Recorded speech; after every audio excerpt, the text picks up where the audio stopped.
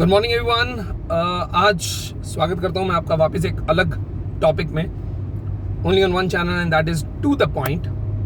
आज का जो हमारा डिस्कशन होगा या यूं कहूँ आज का जो मैं आपको इंफॉर्मेशन दूंगा that is completely of different topic. देखिए, आज तक आपने बहुत सारे स्कैम सुने होंगे और उन स्कैम्स के अंदर आप लोगों ने बहुत सारे बिजनेसमैन को इन्वॉल्व पाया होगा, चाहे वो नीरव मोदी का स्कैम हो, चाहे वो पीसीएम स्कैम हो, चाहे विजय माल्या का हो, ललित मोदी का हो। They are so many scammers ultimately, चाहे वो उसके अंदर हर्षद मेहता भी क्यों ना हो। तो बहुत सारे स्कैम इंडिया में हुए हैं, लेकिन ये जो स्कैम जो भी मैं आपको बताने वाला हूँ that is completely unique. Now why it is unique? Because it is a scam in multi level marketing. अब मल्टी लेवल मार्केटिंग का जब नाम आता है तो हम लोगों के दिमाग में एक चीज आती है दैट इज नेटवर्क मार्केटिंग। और नेटवर्क मार्केटिंग में इंडिया में बहुत सारे ब्रांड्स हैं जिन्होंने कुछ अच्छा भी किया है। तो मैं कह सकता हूं कि जिनका नाम भी बहुत है, लाइक एमवे हो गया, चाहे मोदी केयर हो गया या वेस्टीज हो गया, बहुत सारी बड़ी बड़ी कंपनीज हैं, हर्बल केयर भी उनमें से एक है। लेकिन ये जो मल्टी लेवल मार्केटिंग जो कंपनी थी, इसका कॉन्सेप्ट ही बड़ा यूनिक था और शायद यही रीजन था कि जिसकी वजह से वो बहुत जल्दी मार्केट में हिट हो गई। अब मैं आपको बताता हूँ वो मल्टी लेवल मार्केटिंग कंपनी थी कौन सी। उस कंपनी का नाम था स्पीक एशिया। अब सबसे इंपॉर्टेंट बात ये आती है कि स्पीक एशिया जो कंपनी है बेसिकली ये इतनी ज़्यादा फेमस क्यों हुई या इतना ज़्यादा इसका नाम क्यों हुआ मार्केट में। देखिए, बहुत सिंपल सा रीज़न मैं अगर आपको बताऊँ इसके पीछे, आपने मल्टी लेवल मार्केटिंग के अंदर देखा होगा एक कंपनी है जो अपना प्रोडक्ट बेचती है, वो एक बंदे को राजी करती है और उसे ये कहती है कि आप अपने नीचे और बंदों को जोड़िए, जितना वो उनका सेल होगा उसका कुछ परसेंटेज कमीशन आपको मिलेगा, आप लेवल क्रॉस करेंगे और इस तरीके से आपकी इनकम होगी। लेकिन स्पीक एशिया, सबसे पहले बात कर लें कि ये शुरू किसने की। दो भाइयों ने की, जिनमें से एक का नाम था राम सुमिरन पाल और एक का बंदे का नाम था राम निवास पाल। अब इन दोनों भाइयों ने मिलकर किया क्या, इन दोनों भाइयों ने एक कंपनी शुरू की जिसको इन्होंने इंडिया में रजिस्टर नहीं किया, इन्होंने उसे रजिस्टर किया सिंगापुर में। अब पॉइंट ये आता है कि सर अगर बात की जाए इंडिया में रजिस्टर करना और सिंगापुर में रजिस्टर करने में क्या फायदा और क्या नुकसान होता है, तो मैं आपको बताऊं, अगर आप आउटसाइड ऑफ इंडिया अगर आप कंपनी रजिस्टर करते हैं तो लॉस जो होते हैं वहां पर वो सारे के सारे उस कंट्री के लगते हैं, ना कि इंडिया के। इंडिया के कानून या इंडिया के लॉस जो हैं वो बहुत कम उन पे अप्लाई होते हैं, क्योंकि कंप्लायंसेस जो भी होंगे वो सारे के सारे उस रजिस्टर्ड कंपनी का जो हेडक्वार्टर होगा वहाँ की कंट्री के अकॉर्डिंग होता है। लेकिन बहरहाल मैं ये भी नहीं कह सकता कि इंडिया के कोई लॉ कंप्लायंस नहीं होता है, बिल्कुल उसके भी होते हैं। अब बात करते हैं मुद्दा क्या है। मुद्दा ये है कि स्पीक एशिया कंपनी ने ये प्रोडक्ट निकाला या ये प्रोजेक्ट निकाला कि हमारा जो कॉन्ट्रैक्ट है वो बहुत सारी बड़ी बड़ी जो मल्टीनेशनल कंपनीज हैं उनके साथ में है।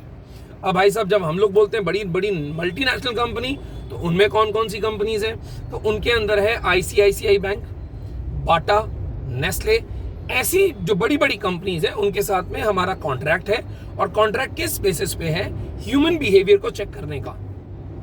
अब क्वेश्चन ये आता है, ह्यूमन बिहेवियर को चेक करने का कॉन्ट्रैक्ट भी होता है क्या? बिल्कुल होता है। अब कैसे कॉन्ट्रैक्ट होता है मैं वो बता देता हूं आपको। उन कंपनीज के साथ में स्पीक एशिया का कॉन्ट्रैक्ट ये था कि बॉस, इन कंपनीज ने हमें ये कॉन्ट्रैक्ट दे रखा है कि आपको लोगों के सर्वे करने हैं। सर्वे करने का मतलब क्या होता है? कुछ क्वेश्चंस कंपनी की तरफ से दिए जाएंगे, वो क्वेश्चन जो है आपको पब्लिक से पूछने हैं, यानी अल्टीमेटली आप बोल सकते हैं उनका ओपिनियन जानना है, जिससे कि वो पब्लिक का इंटरेस्ट, पब्लिक का बिहेवियर जान सके। ठीक है, स्पीक एशिया ने ये काम करना शुरू किया, रजिस्टर किया सिंगापुर में। बात ध्यान में रखिएगा, रजिस्टर कहां पर किया है? सिंगापुर में। और ना सिर्फ सिंगापुर में किया है, इवन ऐसी ही कुछ कंपनीज उन्होंने इटली में, मॉरिशस में, यहाँ पे भी एस्टैब्लिश की थी। चलिए, अब इन्होंने ये देखा कि भैया अकेले के बस का तो काम है नहीं, तो इसके लिए तो लोगों को जोड़ना पड़ेगा। लेकिन लोगों को जोड़ने के लिए एक चीज जो सबसे इंपॉर्टेंट है वो है ग्रीड, लालच। वो देना बहुत जरूरी है, क्योंकि जब तक आप लालच नहीं देंगे तब तक कोई आपके साथ काम करना पसंद नहीं करेगा। तो इन लोगों ने अपनी खोपड़ी का इस्तेमाल किया, अपना दिमाग लगाया और स्कीम क्या निकाली कि बॉस, अगर आपको हमारे साथ जुड़ना है तो यू नीड टू पे अस 11,000 रुपीज पर एनम। 11,000 रुपए आपको देना है हमें पूरे साल का। और अगर आप वो 11,000 रुपए दे देते हैं तो ultimately you will get 52,000 rupees per annum. यानी कि आपको सिर्फ और सिर्फ जो फॉर्म्स हम आपसे कहेंगे आपको उन्हें फिल करना है, आपको उनकी इंफॉर्मेशन देनी है हमें लोगों से पूछ करके, और इसके बाद में हम लोग आपको पूरे साल का 52,000 रुपए देंगे। अब दिमाग लगाइए, यदि मैं आपको कहूं 11,000 रुपए दे करके आपको 52,000 रुपए मिलेगा, तो मान के चलिए ये रेट ऑफ रिटर्न आपको मिलेगी 350% से भी ऊपर। यानी अगर मैं ये कहूं कि किसी इन्वेस्टमेंट में आपको 350% से भी ज्यादा का आपको रिटर्न मिलने वाला है, तो नो डाउट हम लोग भाग करके वो इन्वेस्टमेंट करना पसंद करेंगे। ऐसा ही लालच जो ये सुमिरन पाल और रामनिवास पाल जो थे, इन्होंने लोगों के मन में भरा और इसी की वजह से लोगों ने लगातार इस पे इन्वेस्ट करना शुरू किया। अब पॉइंट ये आया कि जैसे ही एक चेन, एक पर्टिकुलर चेन लोगों की बन गई कि जो लोग इसमें इंटरेस्टेड हुए इस बिजनेस के अंदर, अब उन्होंने अपने लोगों को जो ऑलरेडी रजिस्टर्ड थे उनसे ये कहना शुरू किया कि आइए ऐसे अब एक मल्टी लेवल मार्केटिंग कंपनी बनाते हैं। अब जब हम बात करते हैं मल्टी लेवल मार्केटिंग का, तो सीधा सा मतलब है कि आपके नीचे 2 जोड़िए लोगों को, 2 के नीचे फिर 4 जुड़ेंगे, 4 के नीचे फिर 16 जुड़ेंगे। इस तरीके से करते करते करते करते हमारा पूरा का पूरा बिजनेस डेवलप होगा। जैसे जैसे लोग जुड़ते जाएंगे तो वो जो 11,000 रुपए पे करेंगे उसमें से आपको कुछ परसेंटेज ऑफ कमीशन मिलेगा, प्लस जब वो फॉर्म भरेंगे और जो उन्हें 52,000 का हम कमिट कर रहे हैं उसमें से भी आपको कमीशन का पेमेंट मिलेगा। अब इंपॉर्टेंट बात, अगर किसी कंपनी को अगर मार्केट में जमना होता है तो उसे क्या करना पड़ता है, उसे शुरुआती दिनों में पब्लिक को वो जो कमिटेड अमाउंट है वो पे करना होता है। और सेम टू सेम जो ये स्पीक एशिया के जो प्रमोटर्स थे या जो डायरेक्टर या जो बिजनेसमैन थे, इन्होंने वो किया भी। 24 लाख लोगों को इन्होंने अपने साथ एंगेज किया और शुरुआती दिनों में या यूं कहूं 1 साल तक उन्होंने उनको पे किया। टोटल अमाउंट आया भाई साहब 2276 crore, that is 2276 crore rupees. ठीक है, ये उन लोगों ने अपने अकाउंटों में भर लिया, लोगों को 1 साल तक पे करना शुरू किया। लेकिन अब सबसे इंपॉर्टेंट बात यह आती है, जब कोई ऐसा सिस्टम होता ही नहीं है कि कोई कंपनी लोगों का बिहेवियर जानने के लिए एक कंपनी को पर पर्सन का 52,000 रुपीज है, मानने में नहीं आता, समझने में ही लगता है कि शुरुआत मतलब स्टार्टिंग से आप बोल सकते हो तो स्कैम है। लेकिन वही बात है, लालच जब मिलता है या लालच जब दिखता है तो आंखों पे पट्टी बन जाती है।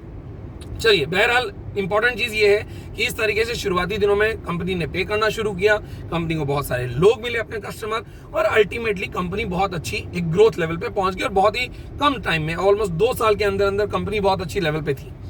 लेकिन अब स्कैम आना कब शुरू हुआ या स्कैम दिखना कब शुरू हुआ, जब कंपनी ने डिफॉल्टर्स साबित होना शुरू हुआ, जब कंपनी ने लोगों को पेमेंट देना बंद कर दिया। अब जब लोगों को आप पेमेंट नहीं देंगे तो अल्टीमेटली आप एक तरफ 1 साल का 52,000 रुपए दे रहे थे, अब आपने अब लोगों को पेमेंट देना ही बंद कर दिया, तो लोगों के ऑब्जेक्शन आना स्वाभाविक है। इसमें एक और बात बता दूं, शायद मैं मिस कर गया हूं, 11,000 पर एनम का मतलब यही होता है कि आपको हर साल पेमेंट देना है। यानी ऐसा नहीं है कि ये वन टाइम पेमेंट होगा, जैसे कि आपको एक बार आपने 11,000 रुपए दिया और वो आपका काम फिनिश हो गया, अब आपको हर साल 52,000 रुपए मिलेंगे, ऐसा नहीं था। अब इंपॉर्टेंट बात, जैसे ही धीरे धीरे लोगों का गुस्सा सामने आया, कई लोगों ने कंप्लेंट की, कई लोगों ने इस चीज के अगेंस्ट FIR लॉन्च की, और अल्टीमेटली ये नोटिस में आया किसके, गवर्नमेंट के। और गवर्नमेंट बोलूं तो ये आया नोटिस में पुलिस के। अब जैसे ही पुलिस के नोटिस में आया, पुलिस ने पूरे के पूरे जो स्कैम थी या यूं कहूं पूरी की पूरी जो कंपनी थी उसकी तफ्तीश शुरू की। तफ्तीश शुरू करने के बाद में पता चला कि भैया ये तो एकदम ही फ्रॉड चल रहा है, और अल्टीमेटली जो पुलिस थी, दिल्ली पुलिस, उन्होंने ED, एनफोर्समेंट डायरेक्टरेट, जो बेसिकली प्रवर्तन आई थिंक निदेशालय जिसको बोला जाता है हिंदी में, जो बेसिकली मनी लॉन्ड्रिंग पर कंट्रोल करता है बेसिकली, तो उनको उन्होंने सूचित किया और अल्टीमेटली जा करके ये रिपोर्ट पहुंची गवर्नमेंट के पास में, और गवर्नमेंट ने इस पे जो एक्शन लेना है वो शुरू किया। और फाइनली गवर्नमेंट ने ये पाया कि ये कंपनी स्टार्टिंग से ही फ्रॉड थी, और कंपनी के जितने भी आप बोल सकते हैं चल अचल संपत्तियां, यानी टेंजिबल इंटेंजिबल जो भी एसेट्स थी, उन सबको सीज करना शुरू किया। लेकिन सबसे इंपॉर्टेंट बात, आपने कितनी भी प्रॉपर्टी को सीज कर दिया, लेकिन आप रिकवर कितना कर पाए, only 200 crore rupees. Now just imagine, जहां पर 2276 करोड़ रुपए का आपका स्कैम है, वहां पे आप सिर्फ रिकवर कितना कर पा रहे हैं, 200 करोड़ ओनली। तो इसका मतलब रेस्ट ऑफ जो 2076 करोड़ है वो आपका टोटली बैड डेट्स है। और बैड डेट्स किसके लिए है, बैड डेट्स है लोगों के लिए, क्योंकि वो पैसा अब गवर्नमेंट या कोई भी आपको रिकवर करके देने वाला नहीं है। इस चीज से एक चीज जरूर हमें समझ में आई इस पूरी कहानी से, हालांकि बाद में ये जो राम सुमिरन पाल है, ये बेसिकली गवर्नमेंट को यानी पुलिस को देहरादून से मिला, मतलब देहरादून में ये रह रहा था, फिर बाद में ये दिल्ली आने वाला था। दिल्ली में जब आने की खबर मिली अपने पूरे के पूरे सूत्रों से, जिसको बोला जाता है पुलिस के, तो अल्टीमेटली गवर्नमेंट को ये पता चला पुलिस को कि ये आने वाला है। उन्होंने ट्रैप बिछाया, और ट्रैप बिछाने के बाद फाइनली ये बंदा हाथ में आया। लेकिन इंपॉर्टेंट बात क्या, इससे सीखने को क्या मिला, इसे सीखने को हमें ये मिला कि बॉस, जो भी एक पॉलिसी या एक आइडिया जो बहुत ज़्यादा आप कह सकते हैं अनबिलीवेबल लगता है, आई डोंट थिंक सो कि आपको उस पर आंखें मूंद कर विश्वास करना चाहिए। देखिए, मैं ये नहीं कहता हूं कि आइडियाज वर्क नहीं करते हैं, मैं ये भी नहीं कहता हूं कि आइडियाज अच्छे नहीं होते हैं, लेकिन आप उन आइडियाज पर यदि आंखें मूंद कर विश्वास कर लें तो कहीं ना कहीं आप हो सकता है कि अपना ही नुकसान खुद कर रहे हैं, क्योंकि ऐसी कंपनीज जो इस तरह का आइडिया लेके आती है जिसमें इन्वेस्टमेंट आपका कम हो और आपको जो रिटर्न्स है वो मोर देन मतलब लाइक मैं कह सकता हूँ अनबिलीवेबल, अगर आपको रिटर्न का क्लेम करते हैं वो, तो वी डोंट थिंक सो कि हमें उस पर ईजिली यकीन करना चाहिए। आप पूरी तफ्तीश करें, आप पूरा नॉलेज लें उसका कि क्यों ये इतना रिटर्न दे पा रहा है या इसके पीछे रीजन क्या है। भाई उनका भी तो कोई ना कोई बिजनेस मॉडल होगा।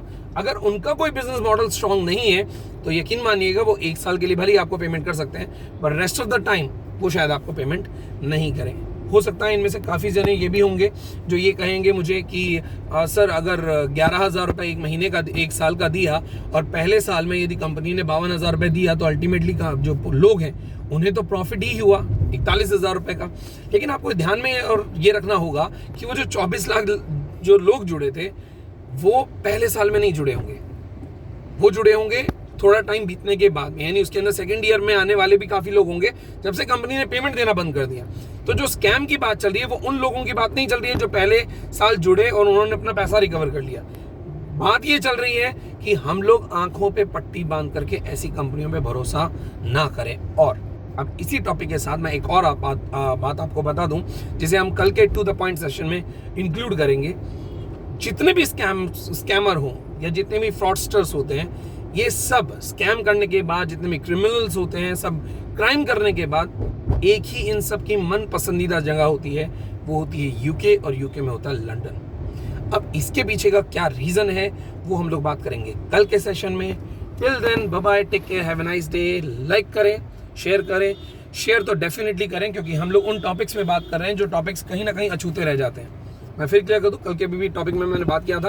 अच्छा, सबसे पहले मैं आप सबका तहे दिल से शुक्रिया अदा करता हूं कि जितने भी लोगों ने मेरी ये जो टू द पॉइंट की स्टोरी है इसे शेयर किया, जितने लोगों ने इसे मतलब लाइक व्यूअर बने, जितनों ने इसे लाइक किया। मैं कोशिश करूंगा और भी अच्छे अच्छे टॉपिक्स पे आपके लिए कुछ और इम्पॉर्टेंट और थोड़ी इंटरेस्टिंग जानकारी इकट्ठा करता रहूं।